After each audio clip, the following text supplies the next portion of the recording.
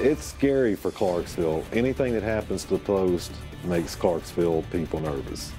A startling announcement this evening for one of Middle Tennessee's biggest employers. Thousands of jobs could be lost if the president and Congress don't reach a budget agreement by March 1st.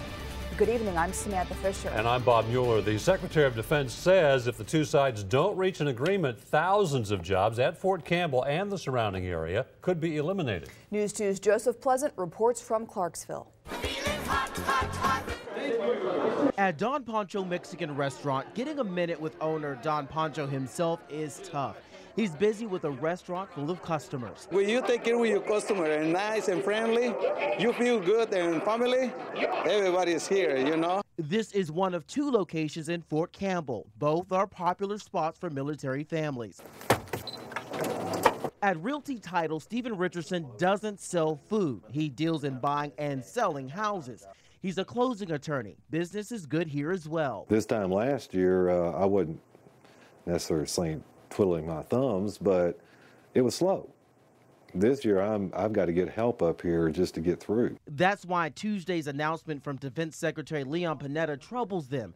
He says if the president and Congress do not pass a budget by March 1st, automatic spending cuts, also called sequestration, would mean the elimination of hundreds of thousands of Army jobs. At Fort Campbell, it would mean a $69 million budget reduction. The cuts would affect around 2,600 jobs statewide, including civilian furloughs, as well as the loss of private sector and contractor jobs.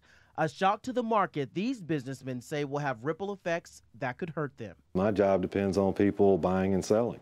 If they're not buying and selling, then I'm not as needed. No Fort Campbell, no business. Across the border in Kentucky, the effects could be even worse, where the Department of Defense estimates a $600 million economic loss and more than 15,000 jobs affected. In Clarksville, Joseph Pleasant, Nashville's News 2. And across the country, the Army estimates 300,000 people could lose their jobs if the government does not reach a deal. Texas faces the most possible job losses, with more than 34,000 jobs in jeopardy.